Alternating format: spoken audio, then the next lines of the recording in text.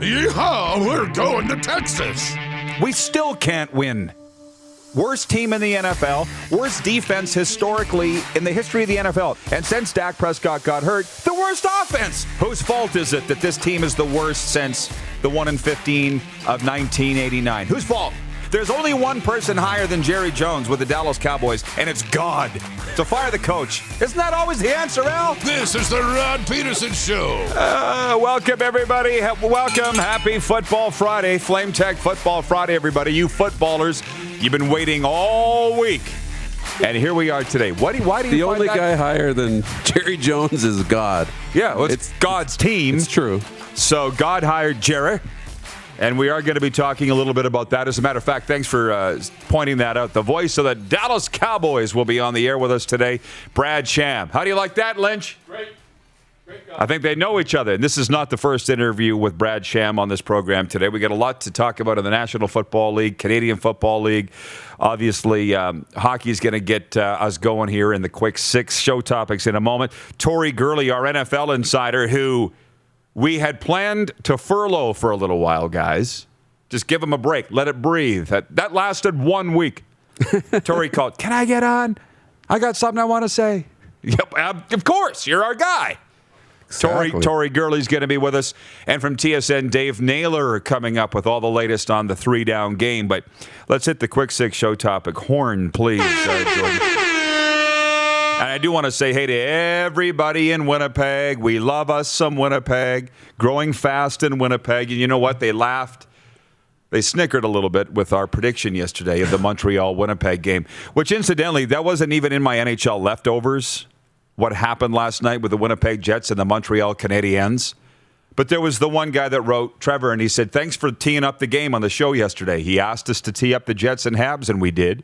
And I said, Montreal's going to win because it's the first game with a new coach, and they got spanked 6-3. You know what that tells us? The Montreal Canadiens have deeper problems than what we think. Yeah, that's scary. And, you know, it kind of served as bulletin board material for the Jets, right? New coach. And new coaches always win, right? The fresh face. You Always. You know, the players want to, they play a little harder, right? Because they want to say, look, we're not going to play bad for you. We're going to pick it up. We're going to do our part. And then for the Jets to slap them around like that, that tells me that the problems are bigger in Montreal. And they really did. But I've been on CJOB Winnipeg talking about the Jets' starts and how they've been a problem, and they were again last night. At least they're good enough to be able to flip a switch and start playing, and that's what they did because they got down, what was it, 2-0 or 3-0 to Montreal? 2-0 for sure. That's what I was watching. Yeah. But our official betting partner, Come On Official, had the Montreal Canadiens favored. We had Montreal favored, and the Jets showed them where the bear went in the buckwheat, as we say. And that wasn't even in my original leftovers, other than my first leftover from the NHL Thursday night was that the cream has risen officially to the top in the NHL. Toronto, Edmonton, Winnipeg. Give them the playoff spots right now. They all won games this week against teams below them, chasing them in the standings, and that right there is the mark of a good team. My second leftover is I'm just happy for Oiler fans. Not that we didn't know this, but Jason Gregor was on with us yesterday from TSN 1260 Edmonton saying that no team has lost more games in the NHL in the last 20 years than the Edmonton Oilers. Just to point that out. So I'm happy that it does look like the Oilers have turned the corner. And you know what? It also looks to me that the Calgary Flames have turned the corner, but it's the wrong way. Lynch loves it from the couch. What is it from Dumb and Dumber? Lloyd Christmas, when they went on the motorcycle the wrong way. You mean to tell me that you drove 6 hours in the wrong direction? Those are the Calgary Flames. And my leftover is, how do you fix a culture problem? And I've been going back and forth with some viewers or tweeters. I've been going back and forth with some twits on Twitter, okay? And they're saying, well, it's Trey Living. They can't keep going through coaches. I'm thinking maybe it's like Telemiracle. Let's go higher. Because the culture problem starts at the top. The top sets the culture. And to me, that's the problem with the Calgary Flames. If it was that easy to fix it, they'd have fixed it. You know what I mean? Flames are in all kinds of trouble. And it's in my commentary this morning on Cat Country. 3 teams now will be battling for the 4th and final playoff spot in the North in Canada, and that will be the Vancouver Canucks, the Calgary Flames, and the Montreal Canadiens. because the cream has already risen. My fourth leftover is watch out for the Blackhawks. I did spend some time watching them last night. They blanked Columbus, and I don't know where these Blackhawks came from. They turned back the clock, I know, as you like to say. Without two of their big pieces. Patrick Kane makes it look like it's 2009 all over again. So moving on, point 2. It is opening night in the Western Hockey League. Ta-da! Bravo. Ring the bell. Can you believe we're talking about games in the Western Hockey League? I know. It is only Alberta, but Medicine Hat's at Red Deer tonight. Lethbridge is at Edmonton. It's free pay tonight on the WHL live broadcast. Just tonight only, the home openers. Well, I guess when those teams flip. That's a home opener, too? That's a home opener, too. So 2 nights of home openers free for the WHL fans and viewers tonight. Point 3, fantastic curling on today. Draw 19 goes this afternoon at 1:30. We're into the championship round, and what a delicious matchup here. Saskatchewan Sherry Anderson versus Team Canada's Carrie Einerson, who's a Manitoba gal.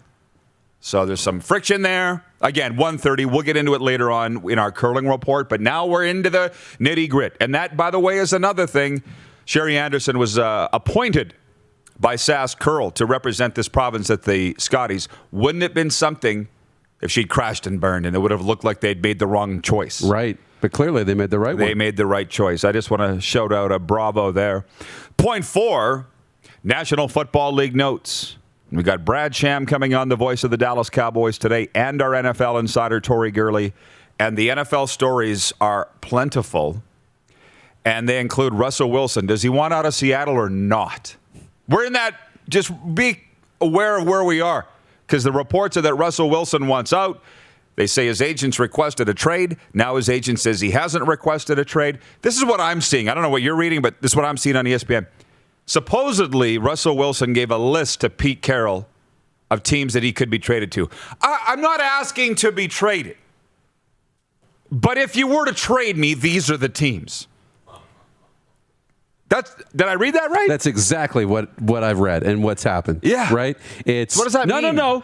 Like, I don't get this confused. Russell Wilson is not asking for a trade.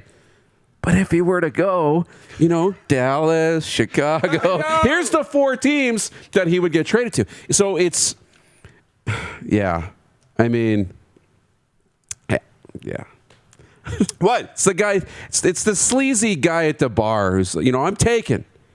But if I wasn't, honey, trust me, we'd be going home. I'm glad that I read it right, because it's just so odd. It's sleazy. Okay, so we'll be talking with Brad Sham about that, and what a time to be alive.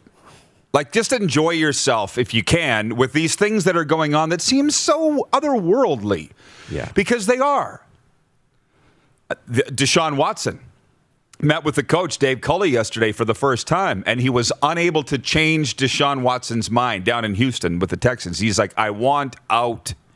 And I admire that kid for doing that. I really do. And every team has problems, just like I think every family has problems.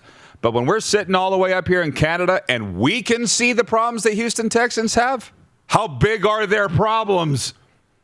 You know what I mean? We all want to keep our problems in-house. Don't talk about our issues. Yeah. Every team's like that. Every family's like that. Well, they got out of the house in Houston big time. And Deshaun Watson wants a divorce from the family. J.J. Watt has, he's got a ton of offers. From what I see, the best offer and what I've read is for $16 million. And what did he make last? $17.5 million with Houston? Yep. So when they say it's a mutual split, I don't know about you. Do you think J.J. Watt wanted $1 or $2 million cut off his salary? I wouldn't think so. No, but I don't think it's about money when you get to be that age and you've been around, you've made enough money. It's about culture. It's about being happy, and it's about winning, right? He hasn't won.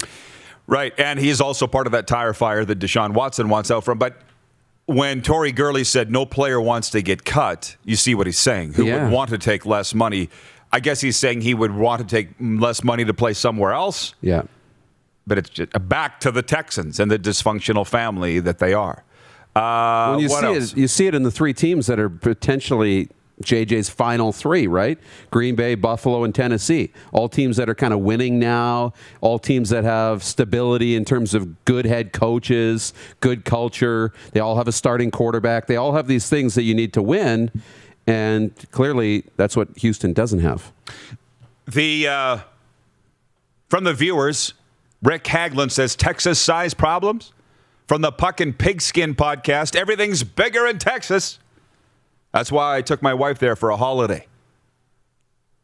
Dak Prescott, by the way, with the Dallas Cowboys.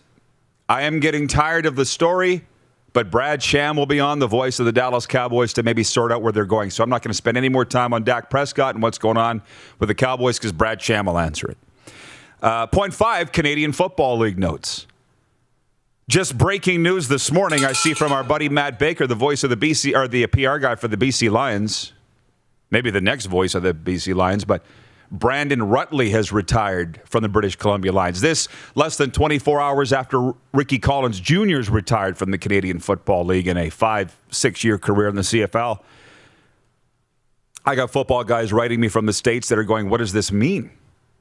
Like one guy, Cooper Campbell in Mississippi, I don't mind saying his name. He's like, Ricky Collins was just on your show last week saying that he wants a contract, he wants to come back and play, and now he retires? He never said anything about retiring. I said, Cooper, he didn't get the offer that he's looking for. That guy's got to work, man. Let's remember, these guys haven't been paid in 14, 15 months. That CFL money's long gone. And for some guys, unfortunately, in the case of Ricky, he's a father, married not that long ago. They got bills to pay. Brandon Rutley may be the similar situation, I'm not sure. But you could see where people would be saying, well, we're hearing they're going to the government. They're submitting proposals. Why are these guys retiring? Because at some point, you need to, sorry to say, grow up. Especially when you have a family. Life gets real. Life gets really real. And you're making $150,000. What do? You buy a bigger house than you did when you were making $60 or $50, right? You take on more expenses. You have a family. You do all these things.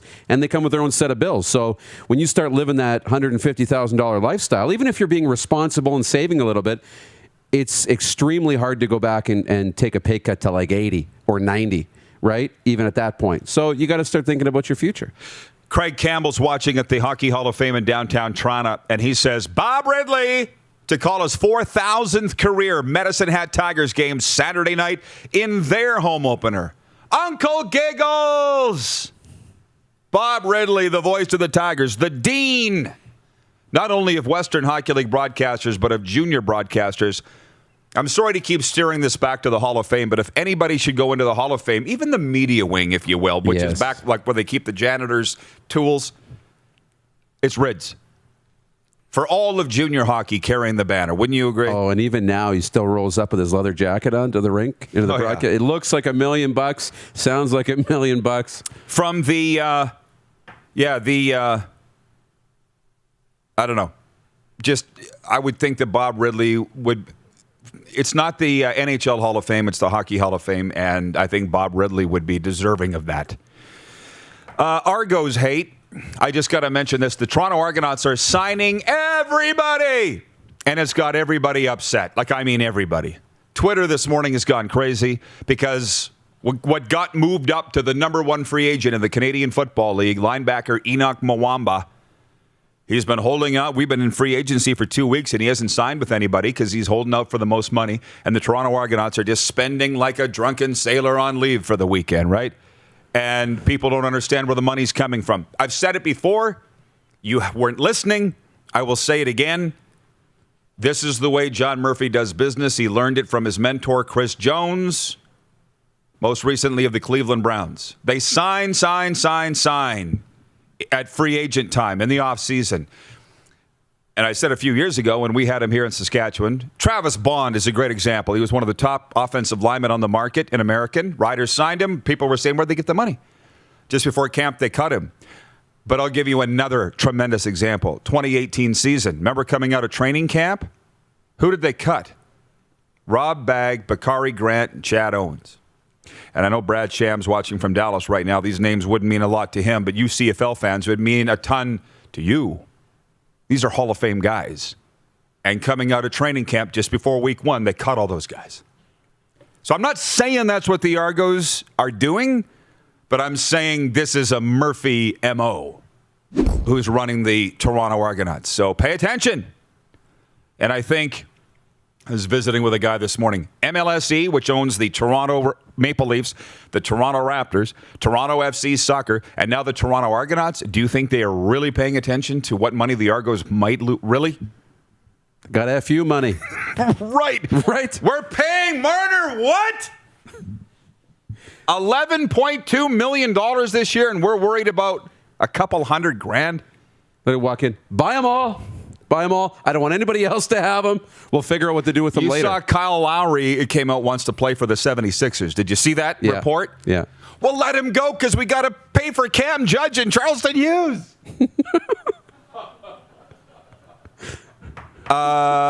Point 6. Real quickly here.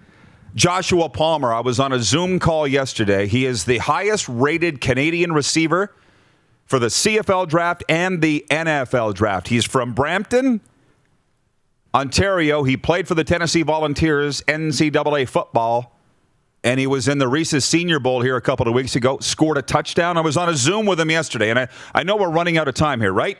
Yeah, we're running out of time. We'll come back on this because John Frenzy wants to talk about CFL rankings, but he talked about the Canadian invasion into the NBA. I can't name all those guys because I'm not the biggest NBA guy, but Jamal Murray, who's the kid that the Minnesota drafted high? Yeah, you're not the biggest, but you know all the Canadian. I know who he is. All the Canadian, Andrew Wiggins. Thank you. All those kids, and they're all from Toronto area, went down into the NBA, just flooded the NBA.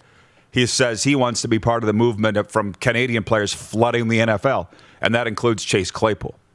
And what does that mean for the Canadian Football League? We will debate that.